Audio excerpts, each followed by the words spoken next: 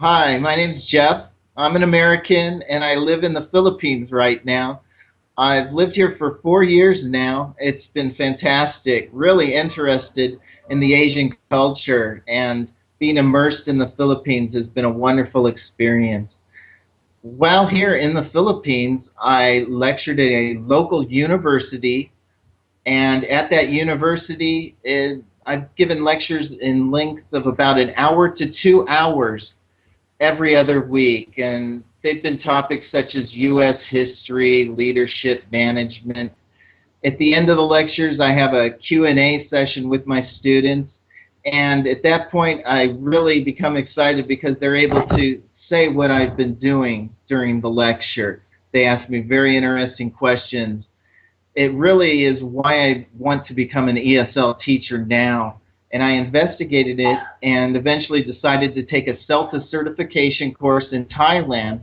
It seemed to be the best course available, and I wanted the best for my students, so I decided to take this course. It lasted for 4 weeks. It was 120 hours of classroom instruction, and 8 hours of teaching practice where I would actually use what I learned during the day.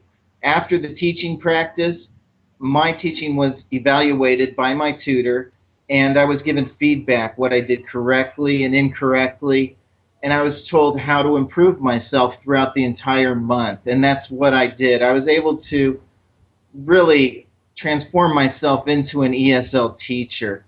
And I'm ready now to look for a position. And after investigating the best places to work and the most interesting places, I know a few Koreans, and I happen to like them quite a bit, so that I know that the Koreans are very friendly people, and that is where I want to go now, is in Korea.